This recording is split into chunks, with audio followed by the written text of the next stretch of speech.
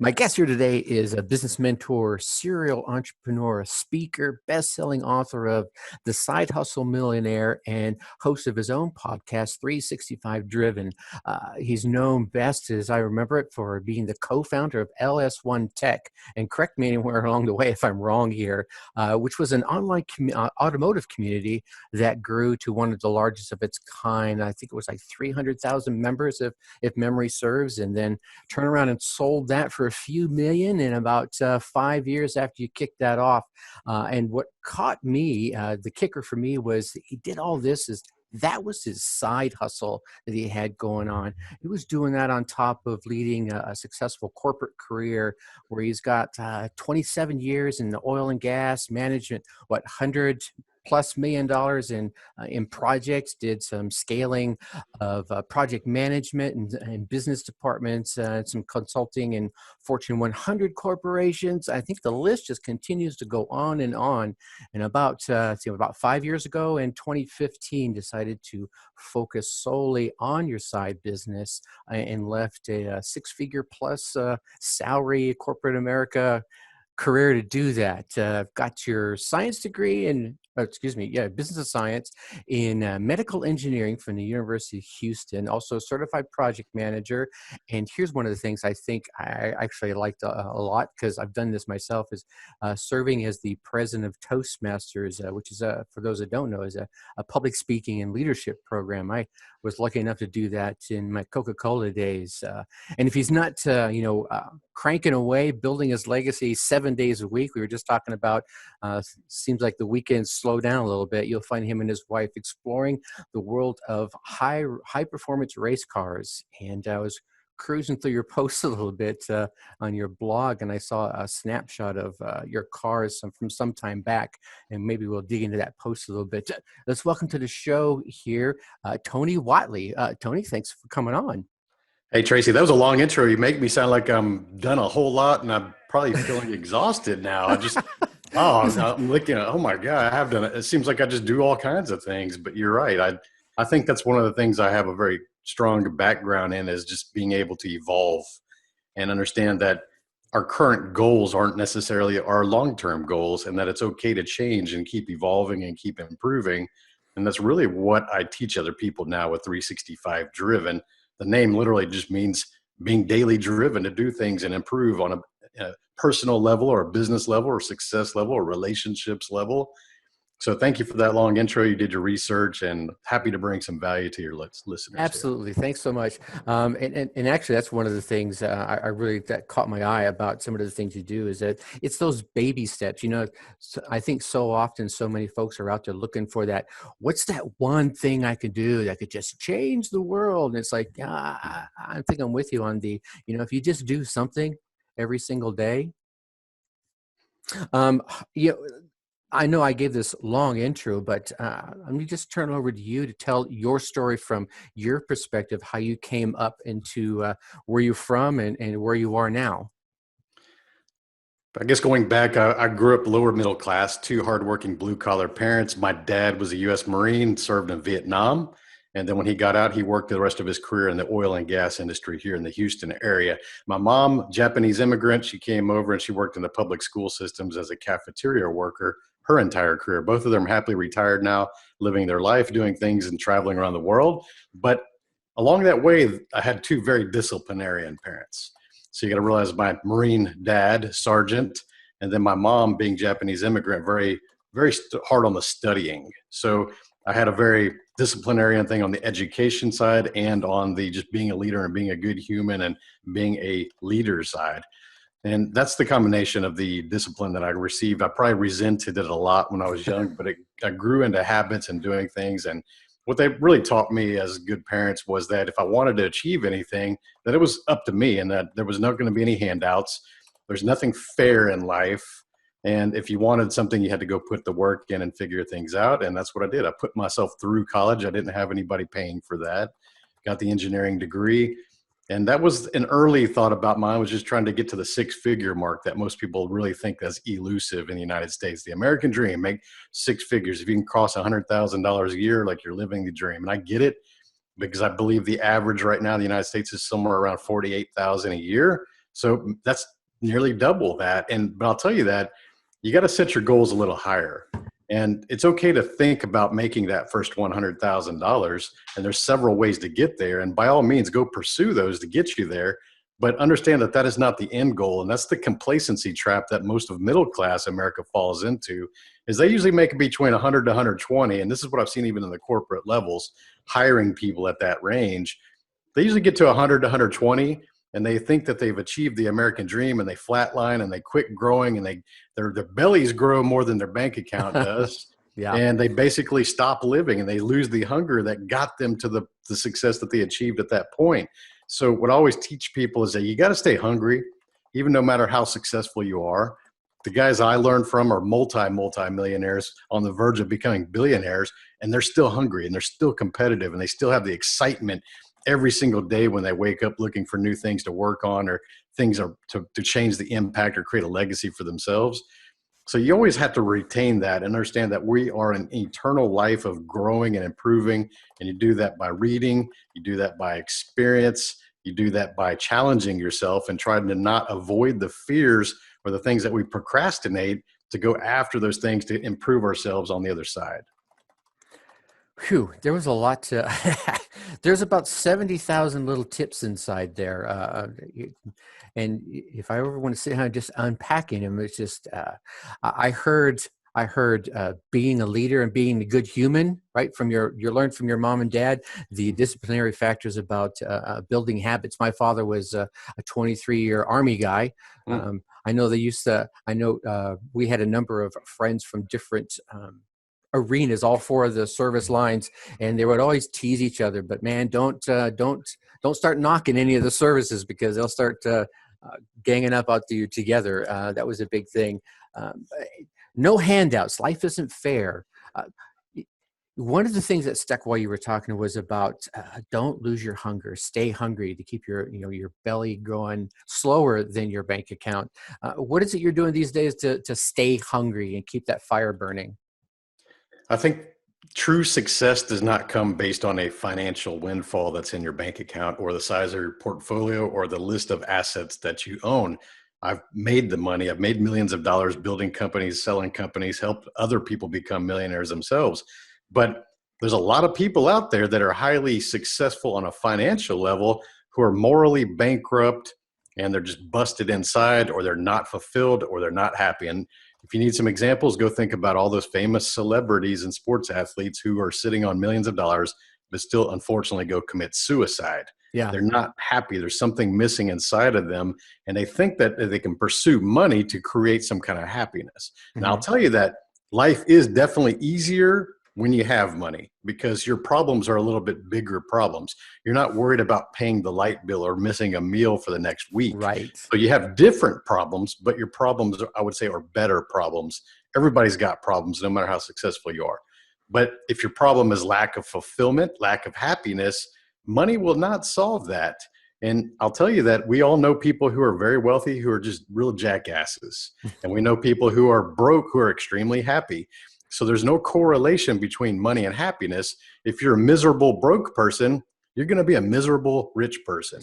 If you're a happy broke person, you're going to be a happy rich person. So you got to go figure out what creates that internal fulfillment. And for me, it's giving back. It's teaching other people and empowering other people to get the courage and belief in themselves and find some confidence to take the steps that are going to get them to their own success. So I don't believe there is a true success without a succession plan. So if you've made it to a personal level where you think that you can start helping other people achieve to make the same level as you, it's up to you to do that. And until you do that, you're really not going to discover what fulfillment truly is.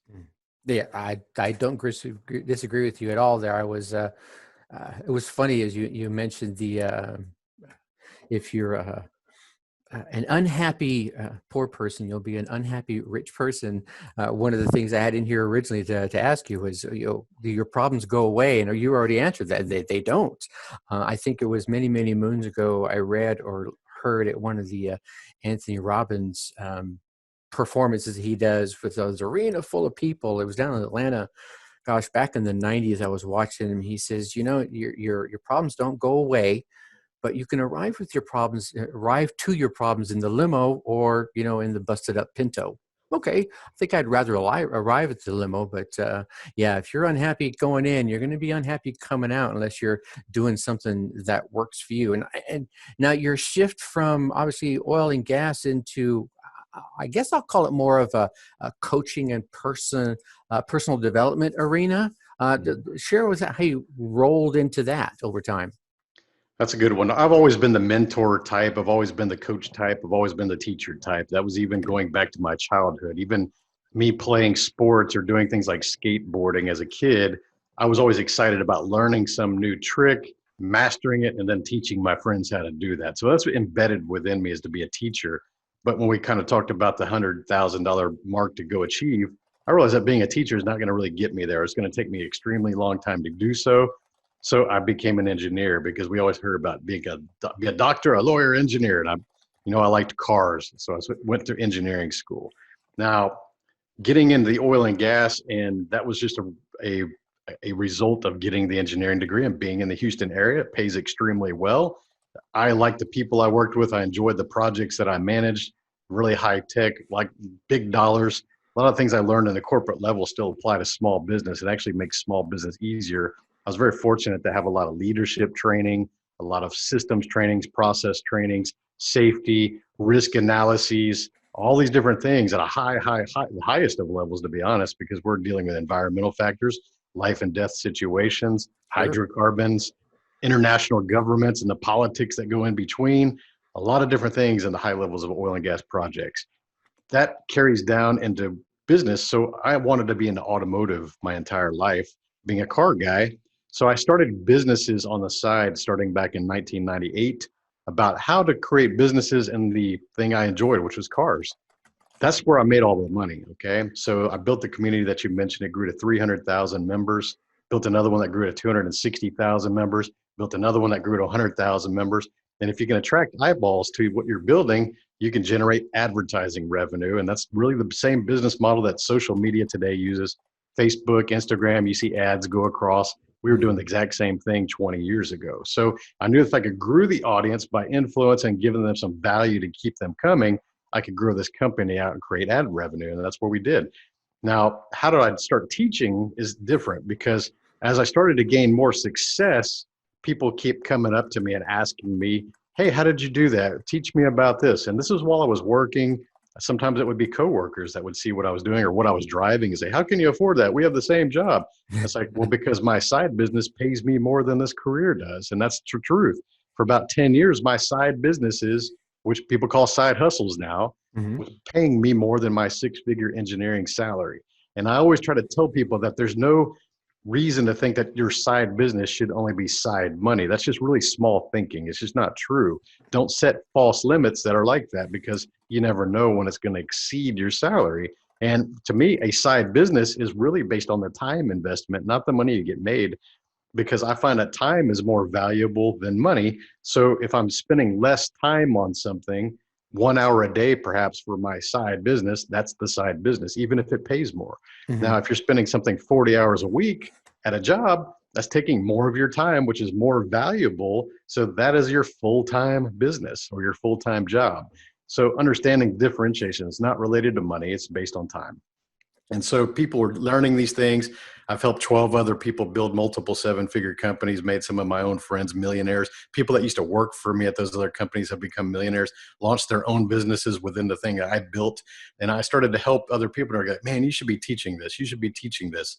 And Tracy, to be honest, I didn't need to put myself on camera because I was scared to put myself on camera. I didn't need to go stand on a stage because I had stage fright, and I could just avoid that entire situation and still have a very comfortable life, still have a job, still have a company, still have a family, all these excuses that were really convenient for me to hide from actually doing what I should be doing. And then I was in a major car accident in 2015 while I was racing, and that shifted my entire mindset around. I wasn't doing enough. Because once anybody goes through that mortality exercises and really start to think about, if you were to die today, what would you be remembered like? And you start to think about that. And for me, it would have been, Tony was a nice guy, had a bunch of cool cars, gone too soon. Very simple, But what that really showed me is that I was not living up to my potential, because that's very shallow when you think about that. Just being a Mhm. nice guy and having cool cars. Yeah, a lot of people would aspire to be remembered as being nice and have cool cars. But for someone that's ultra competitive and ultra driven like myself, what it really told me is that I'm not doing enough in this world to impact other people. So I needed to quit being a coward, go learn how to stand on a stage, go learn how to get on video, go learn how to get used to my own voice, and start teaching other people by the thousands, by the millions, to be able to have the confidence and the belief in themselves to do things that I've achieved. So over the last 3 years, that's what I've done. I joined the Toastmasters, like you said, about 2.5 years ago. I started just taking it very seriously. I went through every single day for a year, 365 days. I made videos on my social media platforms just to practice the things I was learning in Toastmasters, because Nice. everything that you learn in public speaking skills, all the strategies, the vocal variety, the tonality, the way you hear me speaking right now, the clarity, not saying and you know and like and all these words that distract from your message. You can do these things with your video, with your little cell phone in your back pocket, and just practice those skills, and you get better and better and better. And I'll tell you, it sucks at the beginning. It sucks. You know that you're not that good. You may have a really strong message, but you don't know how to say it accurately. You don't say it with clarity. You don't have the confidence or the influence in your voice. You don't have these skills at the beginning. These are the things you must learn and practice to get better.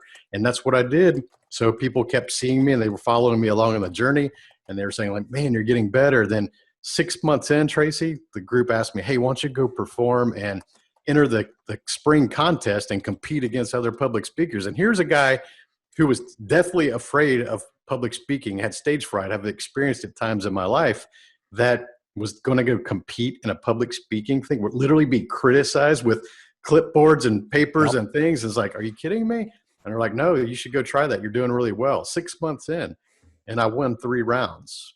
So Nice. I made it to where I was competing against all of Houston. And that showed me like maybe there is something to this, because like anything I get into, whether it's business or fitness or a new skill or a hobby or whatever, I take things seriously and I go all in, and I started to get the results at an accelerated time frame. So I was able to go compete and actually win 3 rounds of that. And that's crazy to think about, but it just kind of goes to show that there's too many people out there dabbling and stuff, Tracy. They want to do things like a hobby, and Yeah. then they get the hobby results and they wonder why they're not getting the results of a professional, because they're not treating things like a professional. So that's kind of the nutshell. There is me getting out of that shell, getting out of my comfort zone, investing in myself heavily to become the right person to carry the message. And now that's where I'm at right now. Absolutely. And then, through all that, obviously, I know, especially the Toastmasters arena, there's those building blocks, right? It's like you start off with that first CTM manual, the certified Toastmasters manual, to get that first award. And if I remember correctly, gosh, this is so long ago, there's like 10 projects inside of there. Mhm. The first one is just get up and for 2 minutes and talk about yourself. Easy topic. And then Yep. the next one is, all right, let's do this, and then let's do that. So each one builds on itself. I think that in and of itself is kind of very telling of how people can build whatever it is they want to build. Look, you got to take that first step and do whatever it is that resonates with you. And then once you got that step going, then take that next one, and then that next one, and the next one. And then 6 months, maybe people will be telling you, hey, you need to go out here and do this and compete. I was lucky enough to go compete down in the regionals down in Georgia, Savannah, Georgia, way back in '99. Yeah. And yeah, those guys don't play. There's some folks up there, you're like, I thought I was good until I saw them. It's like, but it was fun. It was definitely a learning experience, and I enjoyed every minute of it. I want to carry this on because I think it's such an important topic. Please. Learning how to do public speaking. Okay. I'm going to bust some people's egos real quick. Go for it. Hey, guys, I've built companies, managed 75 people, worked at the very high levels of corporate, managing international teams, hundreds of people, and I'm the leader. And I always thought to myself, I got this. I'm very good at public speaking. I don't need to go train at that because I'm the boss and I've got companies and I've got people that report to me. And I can give a hell of a slideshow presentation because I've got a captive audience. Right. When you think about that, you think that you got public skills because you have the occasional courage to stand in front of people. And that's what most people think is public speaking, just having the courage to stand in front of people. That is not even close to what public speaking is. You as a fellow Toastmaster, you realize, understand that speaking and being influential and using your voice properly to get your message across, and being a leader on top of that is far more than just the confidence to do so. So if you go to the speaking events that we see that pop up once in a while, you can see who's invested in themselves as a public speaker, and the ones they just think that they have the confidence, therefore they deserve or feel entitled to a place on stage. Agreed. Because the ones who have not trained will get up on stage and they'll say things like, and guys, and I was doing this, like, and you can count the ums, and it starts to distract from the message, and you realize this person has not had a single minute of training in public speaking. Therefore, they do not respect themselves or the audience that they're standing in front of. So if that is you, I want you to go pay attention to that and go learn. I wish I would have joined Toastmasters at age 18 instead of 45 when I joined, because I realized that the value of public speaking and having that ability and the confidence would have served me my entire life. And as much success as I had already seen, it would have been amplified just by having the confidence to be able to get out there in front of people and learn how to speak with influence and energy and emotion and conviction, and use the right tactics to be able to create that influence or persuasion. So these are incredible tactics that you must learn, whether you're speaking one-on-one to somebody like this podcast, or standing on a stage, or being on TV, or being on the radio, or just speaking to your people that are on your team that report to you. Is a powerful, powerful way of effective communication. It's something you must learn. It's not just being the occasional courage to stand there. So if that's you, get out there and go stand in front of some people, get some lessons. Amen to that. And I think one of the cool things about that particular program, and I've been to that one mostly, and I know there's others out there, is that it doesn't always just focus on the single fact of standing in front of a group of 1 or 100 people. I know when you're in we'll speak to Toastmasters because that's what we have the experience in. When you're in the meeting, you're given these little assignments of, okay, it's your job today to critique that person that's going to be given this speech. So now you're learning listening skills on top of that. Absolutely. And gosh, and you mentioned it specifically. It's not just about the speaking of the words. It's saying them right. It's saying them with conviction. It's saying with the tonality and the pace or the speed at which you want to get your listener influenced. Well, on the other side of that is you need to be able to listen to someone's message, interpret it, and then critique it. So now you're learning a whole nother set of skills. Or if you're in the front, you're the Toastmaster, you're running the meeting now. So now you're learning another set of skills. And then you can go into and become a part of the organization and be the person in charge of the education, or the president as a role I know you've served, or you go on to be an area governor. So now you're working with multiple groups of different it's a phenomenal organization, and everything you can learn from just being there, it's phenomenal. I'm with you there. I can't say enough about that organization, or anyone that's out there who want to go out and learn to communicate.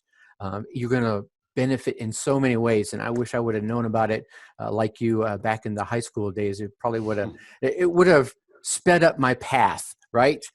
Just confidence alone, it will change your life. Amen to that. I remember my very first speech, and I'm one of those guys. I was lucky enough because, as I mentioned before, I grew up in the service. My father we moved, well, God, every 2 or 3 years, as you can relate to.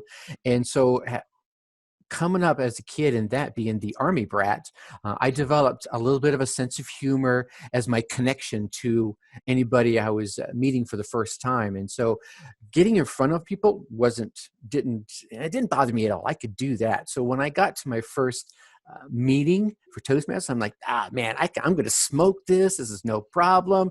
And I gave my 2 or 3 minute speech, and you get these little pieces of paper back from everyone in the audience, and it's their little critiques. Here's 2 things you did great, and here's one room for opportunity. And about 70% of them said one thing: slow down your speech. Ooh, yeah. And, I was like, coming out of it, I sat down in my chair, my heart was still beating. And I was thinking to myself, I'm going to read through these as soon as I wanted to pay attention to everyone else. I wanted to read them right away. But after the meeting, I was flipping through them, and I was like, I don't think I spoke that fast. Well, I was lucky enough and I had it recorded. So when I Yeah. got home that night and rewound and watched the videotape, I was probably talking about this fast. Dude, Through the that's awesome. The awareness, it was just awareness. Yeah, Because I actually do that exactly. before I take a stage. I know that the fear or the anxiety or the performance anxiety creates us to want to get in fast and you just get ahead of yourself and you start stumbling on your words. Yeah, But when you know that because you've had the awareness, because you've had those love notes and people have exactly. told you, Hmm. you go, oh man, I need to, okay, when I take the stage, I need to make sure that the first 15 seconds I pace myself. That way I Yep. go into the rhythm sooner instead of the nervous energy. And most people do lack that. And that's another thing. I can go see people who are, call themselves professional speakers and they get on the stage and they basically do exactly what you said. And they're kind of like falling apart and stumbling over their words. And sometimes they just mispronounce things. It's like, wow, you've never trained, have you? And it blows my mind how many people just rely on courage alone to think that they have Yeah. public speaking skills. And that's one of the things for dudes is the main thing that men have a problem with is speaking very monotone and mono volume and mono speed. So if Tracy and I had not had any training in speaking right now, our conversation would be really boring because Yeah. I would be speaking like this and Tracy would be speaking like really fast, like he said we don't have that because he's nervous, but and it would just be like one speed, one volume, one pitch, and it would have been like super boring monotone. Yeah. Yeah. We don't want none of that. We don't want any of that. How about that? None of that. We don't want none of that. I'm going to loop this back around for my dark horse entrepreneurs, which is the folk. Most of the audience is entrepreneurs that are looking to start, restart, kickstart, or just some of them are even already making cashing some checks, as they say on the street. But they're looking to up their level. If you had to start over today, all right, you still have your knowledge, but you don't have any of your connections or the current cash that you have, what would be the first thing you do? I always like online businesses. Hmm. I gravitate towards online businesses, and that was actually a mental block that I had to get out of earlier in my entrepreneurial journey. Because when you grow up without money, you hear things that it takes money to make money, and you think that people need to have money to start a business. And when you're young, in our generations, Tracy, we thought that a business owner meant that you had to go set up a brick and mortar shop on Main Street and put your last name on the window. Right. That was a business owner. And for a long time, when you grow up with that generation, I get it. If you're a millennial, you probably didn't have as much of that. But anyone who's a Gen, Xer or older or baby boomer, we all had that kind of thought. But for me, it's digital because I realize how connected this world is, and we all carry that cell phone around in our pocket. We can connect with anyone around the world in seconds. That was not something that existed even 10 years ago that was that accessible. Smartphones were just starting to get out there. The internet was not that really good, really about 10, 15 years ago. So when you think about that, why would you limit your potential customer base to your city or your zip code? And that's how a lot of people still think. They think, hey, I want to go start a business, Tony. Can you give me an idea? And they're just looking in their neighborhood, or they're just looking in their city or their Right. zip code or their greater metropolis area, like I'm in the Houston area. And I'm thinking, why would you limit yourself to customers locally when the entire world could literally be your customer base? And the Yeah. scalability is what most people lack. They don't think about the vision of what they want to make on a financial level or the impact level that they want to have across people. So if you want to make less money, think of things that take a lot of your time to produce, hand built goods that you can't scale unless you pay other people. That's costly to have the overhead costs to go find more employees to build those things for you. Or think about digital products. The way I think about it is digital products have virtually zero reproduction cost. If there's upfront cost to build a program or a course or software or an app, but then once it's created, it's literally a copy paste effort to Yeah. just recopy those as many as you want and sell as many as you want of those. And if the entire world is your customer base, the potential there is huge. So you got to get away from things that consume a lot of your time. Again, we talked about time as being more valuable than money. Think about how to make money while you're sleeping. Think about how to make money while you're on vacation. Think about making money when you don't have to show up somewhere, that brick and mortar thing with the hours posted on the front door. That's horrifying to me. I worked in corporate over 25 years. I don't want to have to show up somewhere. I want to be able to work anywhere I am in the world, or even if I'm floating on a boat, as long as I got internet, I should be able to run any business that I want to create from the rest of my life. And that's one of my non-negotiables. A lot of people don't think about their non-negotiables. You may have a young family right now. You may want more time at home. Well, maybe one of your non-negotiables, I need to build a business that's based at home so I don't have to go away and I can actually spend time with my family. Maybe it's the location proximity. I don't want to have to be somewhere specifically to work this job or this business. That could be another non-negotiable. Maybe you only want to work in the middle of the night because you're a night owl. So Mhm. maybe one of your non-negotiables, I don't want to be up between 8 to 5 in the day. I want to sleep between 8 to 5 and I want to work at night. Well, there's all kinds of different businesses because think about that is you can play with time zones. You may think that's funny. Like, I don't want to work from 8 to 5. I want to sleep. I sleep during the day. That's cool because somewhere else around the world is a normal business hour while you're sleeping. So you can actually go do business with people in Europe 6 to 8 hours ahead of you. So there's Right. different ways to do these kind of things. You got to remove limits. And for me, like if I was just getting started, I'd just be thinking about something I could sell online Mhm. that didn't have a lot of costs. Maybe it was some kind of knowledge or skill set or education, things I can teach people, things that I already have within my wheelhouse that I don't have to invest heavily into. I've got some maybe expertise or time that I can teach people to do something, or a product that I could create that's going to help people that I can just multiply. So that's what I would be doing, is just trying to figure out how to do a simple website and looking for digital products to move. Nice, nice, excellent. I want to be respectful of your time. I know you're the busy guy and you're getting ready to kick your week off. Um, let everyone know how they can get a hold of you and learn a little bit more about Mr. Whatley and his skills and products. Yeah, first of all, I'd like to invite everybody to my free Facebook group for entrepreneurs. There's about 3,500 members. It's called 365 Driven Entrepreneurs. You can look that up on Facebook search and find it and join it. And if you're not a spammer or a troll, we'll leave you in the group. But we're pretty good at policing that stuff. It's not just a motivational meme dump like a lot of entrepreneur groups. We actually have legit discussions and support each other. And if you need some access to more of that, go check out my website at 365driven.com. From there, you'll find my podcast and my best-selling book, Side Hustle Millionaire. Everything's on the website, 365driven.com. All right, and we'll be sure to plug all those up in the show notes for you as well. There, any parting thoughts for us? I think that for most people that are just entrepreneurs, you just got to get started, and you have to understand that your goals do not have to be grand, gigantic, huge dreams. You don't have to be Elon Musk on day one.